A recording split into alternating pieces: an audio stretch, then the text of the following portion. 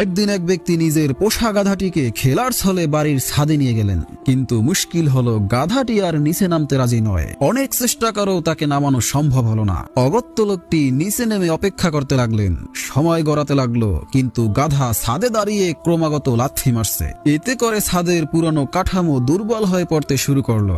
সামনে বর্ষাকালের কথা ভেবে লোকটি চিন্তিত হয়ে আবার ছাদে উঠলেন। তিনি অনেকভাবে তাকে নামানোর চেষ্টা করলেন, কিন্তু গাধা একটুও নড়ল না। শেষমেশ লোকটি উপায় না পেয়ে গাধাটিকে ধাক্কা দিয়ে নামানোর চেষ্টা করলেন। হঠাৎ গাধাটি লাথি মেরে লোকটাকে ছাদ থেকে নিচে ফেলে দিল। গুরুতর আহত অবস্থায় তিনি মাটিতেই পড়ে রইলেন। কিছুক্ষণ পর গাধার লাগাতার লাথিতে ছাদ ভেঙে পড়ল। গাধাও নিচে পড়ে মারাত্মক আঘাত পেল। মাটিতে পড়ে থেকে লোকটি এই করুণ পরিস্থিতি দেখে একটা বড় শিক্ষা পেলেন। তিনি বুঝলেন গাধাকে কখনোই উঁচুতে তোলা উচিত নয়, কারণ যে জায়গায় তাকে তোলা হবে সেই জায়গারই ক্ষতি হবে, যিনি তাকে তুলবেন তারও ক্ষতি হবে।